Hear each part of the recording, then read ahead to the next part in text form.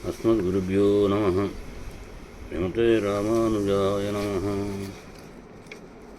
श्रीभारद्वाजसवंसाम्बुधिहिमकिरणशिष्यबृन्दावनाढ्यं श्रीकृष्णार्यात्मजं तच्चरणकमलसेवा समुल्लासचित्तं भ्रातृश्रीशोभनाद्रेरजिगतषटजित्सूक्तिसारार्धबोधं सेवे श्रीवेङ्कटार्यं मृदुमधुरवचो जीविताङ्घ्रिसौघं श्रीमद्वेङ्कटनारसिंहतनयं तत्पादपद्माश्रितं श्रीभारद्वाजगोत्रजातम् उभयसुत्यं सहस्रार्धदं मायावादिमदेवकुम्भधरणक्रीडाविहारक्षमं श्रीमत्कृष्णगुरुत्तमं बुधमणिं सेवे निशं भक्तितः।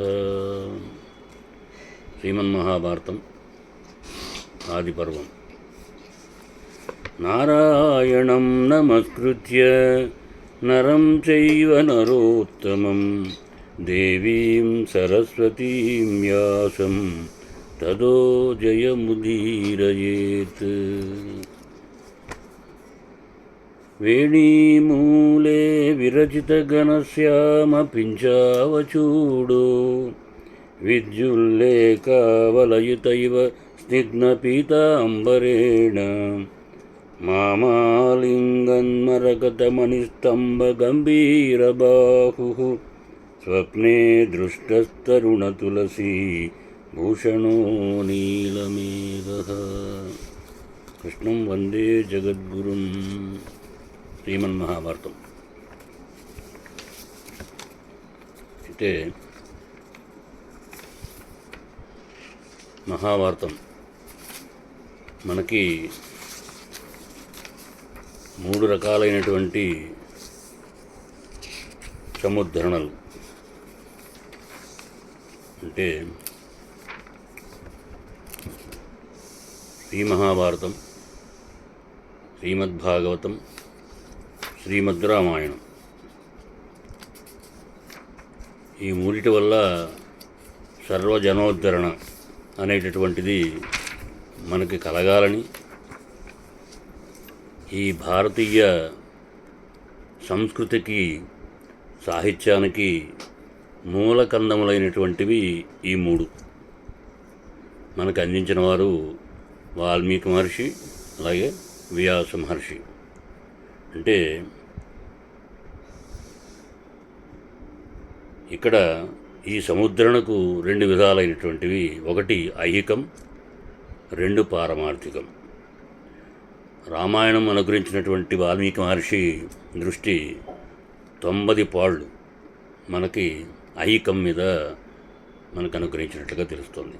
అట్లాగే వ్యాస మహర్షి దృష్టి ఇహపరాలు రెండింటికి సమంగా అనుగ్రహించినట్లుగా శ్రీ మహాభారతంలో. అదే వ్యాసుని దృష్టి శ్రీమద్భాగవతంలో అయితే ఎక్కువ భాగం పరం అనేటటువంటి సముద్రణ మీదే మనకి అనుగ్రహించినట్టుగా తెలుస్తుంది. అంటే ప్రస్తుతం శ్రీ మహాభారతం ఇహపరాలు రెండింటికి సమప్రాధాన్యం ఇచ్చినట్టుగా తెలుస్తుంది.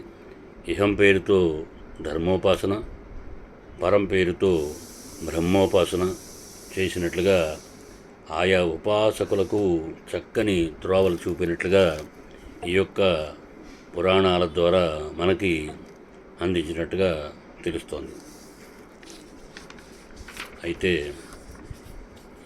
ఏదైతే మనం శ్రీమన్మహాభారతం అనేటటువంటిది మనం మొదలుపెట్టేటప్పుడు మహాభారతాన్ని చదవాలన్నా వినాలన్నా ఈ శ్లోకాన్ని మనం తప్పనిసరిగా అనుసంధానం చేసుకోవాలి. నారాయణం నమస్కృత్య నరం చైవ నరోత్తమం దేవీం సరస్వతీం వ్యాసం తతో జయముదీరయేత్. అంటే నరుల మనస్సులో నివాస స్థానమైనటువంటి నారాయణునికి, అట్లాగే నరోత్తమునికి, సరస్వతీదేవికి, వ్యాస మహర్షికి నమస్కరించి ఈ శ్రీమన్మహాభారతాన్ని మనం చదవాలి లేదా వినాలి అనేటటువంటి ఒక చక్కటి సూక్తిని ఈ యొక్క శ్లోకం ద్వారా మనకి తెలియజేస్తున్నారు పెద్దలు. లక్ష్మీదేవి పురుషోత్తముని యొక్క వక్షస్థలం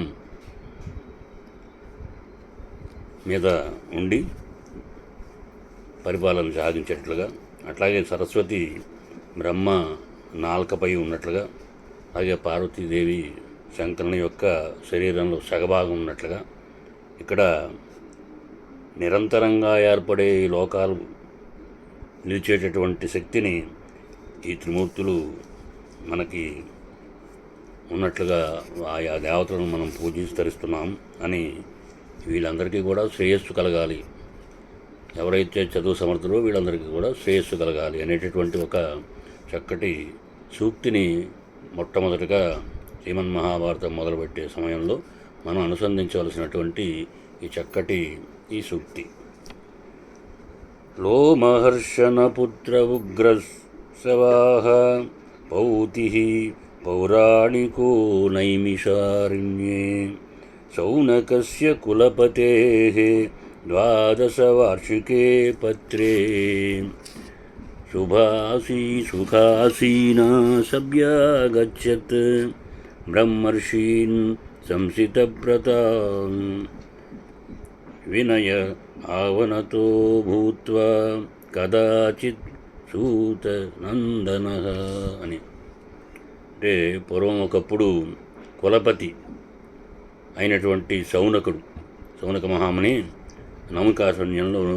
నైమికా వనంలో 12 వార్షిక యాగం అంటే 12 ఏళ్ల పాటు చేసే యజ్ఞాన్ని ఆ విధంగా అంటారు. అచ్చట ప్రతి యొక్క వ్రతదీక్ష పరులైనటువంటి బ్రహ్మర్షులు సుఖాసీనులై ఉన్నప్పుడు వారి దగ్గరకు లోమర్షణ మహర్షి పుత్రుడైనటువంటి ఉగ్రశ్వరుడు అనేటువంటి వాడు, ఆ పౌరాణికుడు మనకి వినయంతో వచ్చి వాళ్ళని కలిసినప్పుడు ఈ విధంగా అన్నట్లుగా తెలుస్తోంది. రోమర్షణుడు లేదా లోమర్షణుడు అంటే ఇతనే సూత మహాముని అంటారు. అంటే పూర్వం పృథుమహారాజు చేస్తున్న యజ్ఞం నుండి ఉద్భవించినటువంటి చూస్తూ ఉండగానే మహర్షులందరికీ ఆశ్చర్యంతో ఈయన యొక్క ఉద్భవం కలిగి జరిగింది కాబట్టి ఈయనకి వీళ్ళందరికీ కూడా ఒకసారి రోమాంచం కలిగిందట. అందుకని రోమర్షణ మహర్షి అని పేరు ఈయనకి. అందుకని ఇక్కడ తమాశ్రమమనుప్రాప్తం నైమిషారణ్యవాసినాం చిత్రాః శ్రోతుం కదాస్తత్ర పరివపృస్తినస్వనః అని. అంటే ఇక్కడ ఉగ్రశ్రవుడు ఆ మునులందరికీ నమస్కరించి మీ తపస్సు నిర్విఘ్నంగా కొనసాగుతోందా లేదా అని అడగడం, వారంతా ఉగ్రశ్రవునికి స్వాగత సత్కారాలు చేయడం, తర్వాత వాళ్ళందరూ కూడా తాపసులు అని అనుకోవడానికి వీలుగా ఆ ఉగ్రశ్రవుని వినయంతో కూర్చోబెట్టి మాట్లాడడం, సుఖంగా కూర్చుని విశ్రాంతి తీసుకున్న తర్వాత ఉగ్రశ్రవుని చూసి ఒక ముని ప్రస్తావనాత్మకంగా ఈ విధంగా చెప్పడం జరిగింది. సూతపుత్ర, మీరు ఎక్కడి నుండి వస్తున్నారు, ఎక్కడెక్కడికి ఎంతకాలం మీరు తిరిగి వచ్చారు, ఎక్కడెక్కడ ఎంతకాలం ఉన్నారు, వివరంగా చెప్పవలసిందే అని చెప్పడం. దాని మీద ఆ ఉగ్రశ్రవుడు ఈ విధంగా చెప్పడం జరిగింది.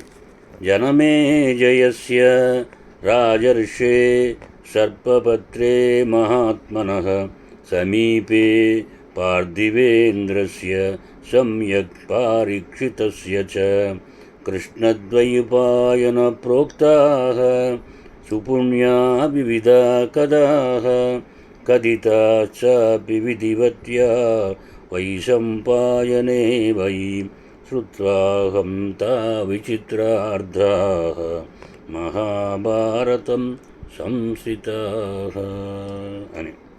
మహాభారత సంస్థితాః అని సూతపుత్రుడు ఇలా చెప్పడం మొదలుపెట్టాడు. రాజర్షి అయినటువంటి జనమేజయుడు సర్పయాగం చేస్తున్నాడు. ఆ వ్యాసమహర్షి చెప్పినటువంటి వివిధ కథలను వైశంపాయనుడు అక్కడ చెప్పడం, ఆ కథలన్నీ పుణ్యప్రదాలు, మహాభారతానికి సంబంధించినవి కాబట్టి, విచిత్రమైనటువంటి అర్థాలు ఉన్నవి కాబట్టి వాటిని విని నేను ఇక్కడికి వచ్చానయా అని చెప్పడం. ఆ విధంగా చాలా పుణ్యతీర్థాలు తిరిగి